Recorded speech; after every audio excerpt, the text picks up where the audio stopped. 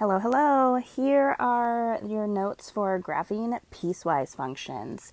So we have three problems that we are working through today with graphing piecewise functions, as well as finding the range for these three graphs and evaluating some of these function values. So the first thing I want to do is I actually want to write my restrictions on my domain in interval notation. That way we can see it both ways. So I'm looking at these values right here, my inequalities. X is less than 4. I can write that in interval notation as negative infinity up to 4. Parentheses around both of those values, since I could never equal negative infinity, and I also cannot equal 4 for my x. And then for x is greater than or equal to 4, I'm going to do 4 to infinity, bracket around the the 4, parentheses around the infinity. Now, what your piecewise function does graphically is you have different pieces put together in a single graph. So you'll always see restrictions on your domain, and I want you to think of those as boundaries. So for example, I'm going to go ahead and draw a vertical dotted line at 4. And what that's going to do is that is going to separate my graph into two sections. So my first section is going to be for all of the values that are less than or equal to or less than 4. That is everything on this side of my graph.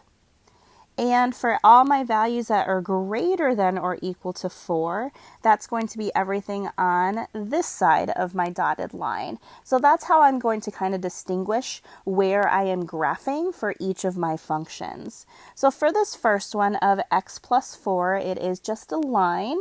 So my slope is 1 because that's the number in front of my x, and my y-intercept is 4. So I'm going to go ahead and start at 4, plot a point. My slope is 1, so I'm going to go up 1 over 1, up 1 over 1 until I hit that boundary line. And when I do hit the boundary line, I do need to double check if my restriction can equal 4 or if it does not equal 4. So if I look back at my restriction, I do not equal 4. I cannot have 4 as my value for that particular function. So that means when I plot my point on my boundary line, I'm going to plot it as an open circle. And then I can go ahead and sketch the rest of my line. The sucker is going to keep on going to the left. Now for the second function, which I'm going to go ahead and graph in blue, it is an absolute value function that has been transformed. So that transformation is moving 5 units to the right. So normally our absolute value function is hanging out over here, but I'm going to take these points and I'm going to move them 5 units to the right. So instead of starting at 0, 0, I'm starting at 5, 0. And I'm going to go ahead and graph the rest of it. So there's my V. Since I am hitting that boundary line, I do need to double check if that point is going to be open or closed. But once I do hit that boundary lines, I do have that or equal to for the 4. So that means this point right here is going to stay as a closed circle.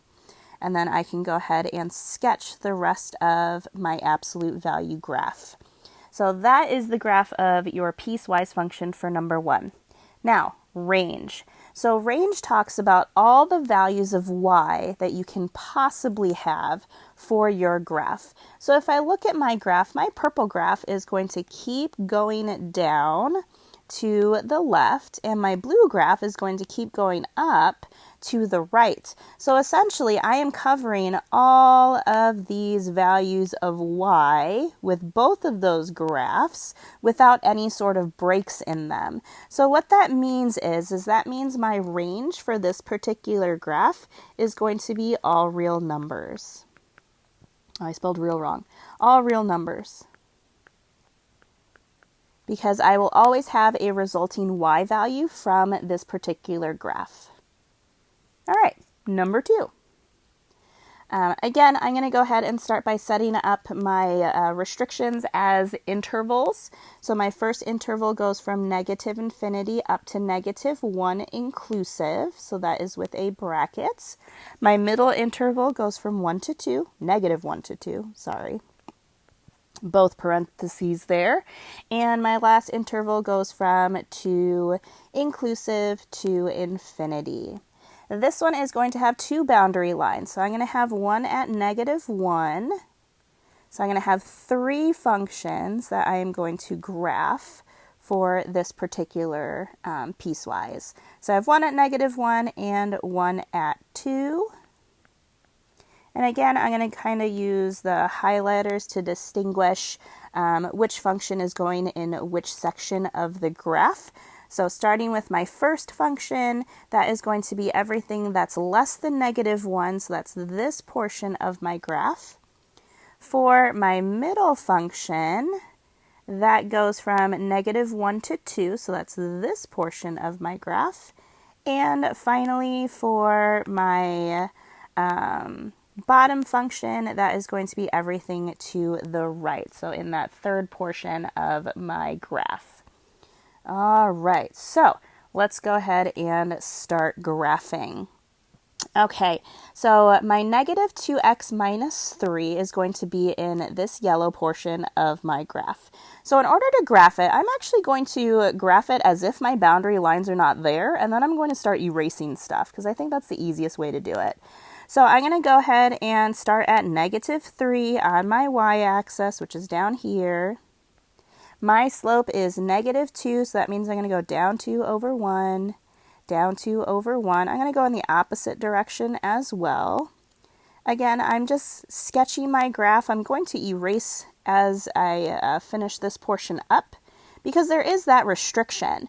So right here, these points right here should not actually be there because that boundary line at -1 is a wall. So that means this blue line should not go across that blue dotted line. So I'm going to go ahead and erase these points, but they're still good to plot because it gives me an idea of what the rest of my graph should look like. And then I can go ahead and connect these dots to create my linear function for that yellow portion. I do want to double check that this point on my boundary line is supposed to be closed, and if I look at my inequality, it says or equal to 1, so that means that point is going to be a closed circle. All right, middle graph. My middle graph is a quadratic. And for my quadratic, let's see, what color should I make this one? Let's do green, since I highlighted it in green. So my middle function is a quadratic. I have a reflection over the x-axis, that is the negative, and I am moving up 2. So normally, my graph for my quadratic looks like this. Reflection over the x-axis means it is now opening down, and I am shifting that up 2. So my vertex is now right here at 2, and it is going down. So there's that point. And when I hit this graph, or this boundary line right here, that actually needs to be an open circle because of my restriction on the domain. So I'm going to go ahead and change that to an open circle. So I have this part of my graph, but I still need to hit this other boundary line to see the rest of it. So what I'm going to do is I'm actually going to plug in 2 into my function. So right here, I'm going to do -2 squared plus 2. And I'm plugging in 2 because that's my boundary line, and I want to see where it's going to hit my boundary line. So that gives me 2 squared is 4, -4 plus 2 is -2. So that means on this boundary line, I am going to hit it at -2. Open circle because once again, I do not have that bracket around the 2. So that means at that particular point, it does not exist technically since it's not part of that domain. But I can still plot my open circle right there. And there is the rest of your parabola. Okay, and for the last portion of my graph, let's see, what color haven't I used yet? Let's go with pink. Pink. Okay, so this is just going to be a horizontal line. So I'm going to start at -3, -3, right here. And that is going to be a horizontal line since I just have that value of -3, and that covers everything to the right of the graph. And voila, there is your piecewise. Okay, so let's talk about range. So as you can see, there is a portion of your graph that does not have any sort of y values, and that is down here. So none of your piecewise pieces actually venture down here, so that means your range is not going to be all real numbers. Essentially, your range starts at 3 right here and is everything above 3. Oh, sorry, not everything above 3. We do have this gap right here. Okay, so here is how we are going to write that. So my range is going to include the value of 3, as well as, so that's going to be your union symbol, as well as everything above -2, because that is where that y is starting, and it's everything above that, not including -2, because that -2 has an open circle there. So here's what that looks like. Parentheses, -2 to infinity, because it's going to include everything above -2 as well as this value of 3. All right, one more. Going to start by changing my restrictions to intervals. So this first one goes from -infinity up to -2 inclusive. Middle one goes from -2 up to 4, inclusive on the 4, non-inclusive on the -2, and then 4 to infinity.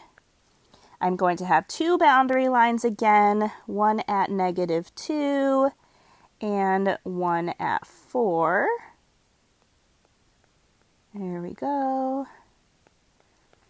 And that's going to separate my graph into 3 pieces, which I have for 3 functions. So I'm going to highlight.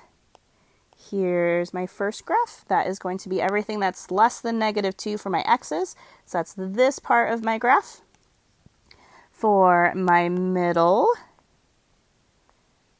portion is just going to be that horizontal line of 1, but that's going to be for all the x values that are in between -2 and 4.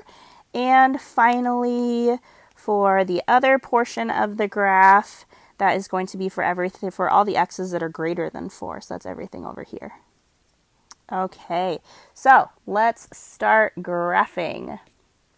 Okay, so my first one is a quadratic. You can deal with this a couple different ways. I'm going to graph it in purple. So it is a quadratic with a vertical shift of 3 units. So my graph is doing something like this, right? So if I did not have a piecewise, that would be my quadratic. Granted, the arrows would keep going up. It wouldn't just be this tiny little U. But that actually shouldn't be graphed in that middle portion because it's supposed to be over here in the yellow portion. So what I want to do is this graph is going to keep going, right? It's going to keep going in both directions normally. But what I want to do is I want to just have this piece of the graph, but I also want it to be accurate. I'm going to go ahead and start erasing some of these things. Okay, so in order for it to be accurate, I need to see where it hits this boundary line. So I'm going to go ahead and plug in the value for my boundary line into my function. So I'm going to take -2 and plug it into this function to help me graph it. So -2 squared is 4 plus 3 is 7. So on my boundary line, I should have a value of 7. And then my parabola would just keep going up as it extends towards the left. So I'm going to erase this middle piece because technically my parabola should not be going past that boundary line. For the middle function of 1, I'm going to go ahead and do that in blue. That's just going to be a horizontal line. So at -2, I am going to have an open circle since it cannot equal -2 for that restriction on the domain. But at +4, closed circle, because again, looking back over here, parentheses would indicate an open circle, bracket would indicate a closed circle. And I can go ahead and just draw my horizontal line.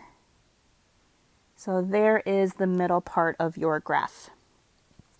And for the third piece, let's see, I'll do it in orange. I haven't used orange yet. That is a linear function, so again, you can graph it a couple different ways. I'm going to graph it as if, my boundaries were not there. My slope is negative 1/2, y-intercept is 1. So technically, I would start at 1 right here, go down 1 over 2, down 1 over 2, down 1 over 2, and then I'm going to go ahead and start erasing and making some changes if I need an open circle. So this orange point should not be here, and neither should this one, since I'm on the wrong side of my restriction. And the point on my boundary should actually be an open circle. So let's change that to an open circle. All right, and here is that line. And I need to fix my horizontal line since I erased part of it. Okay, here is actually another way that you could have graphed that orange one. I could figure out where it's going to hit that boundary by plugging in my boundary, just like I did up here. So I'm going to go ahead and plug in 4. So I have negative 1/2 times 4 plus 1. That gives me negative 2 plus 1, which is negative 1. So I can see on my boundary, it's actually hitting my boundary at negative 1. So I could have just used that as a starting point. And then my slope is still negative 1/2. So from this point, I can go down 1 over 2, down 1 over 2 to get the rest of the graph. Okay.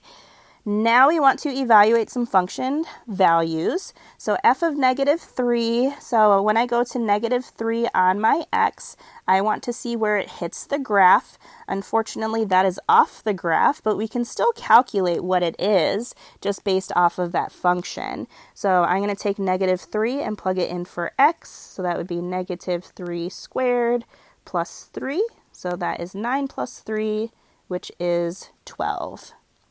For f of 2, I'm going to hit my blue horizontal line at 1.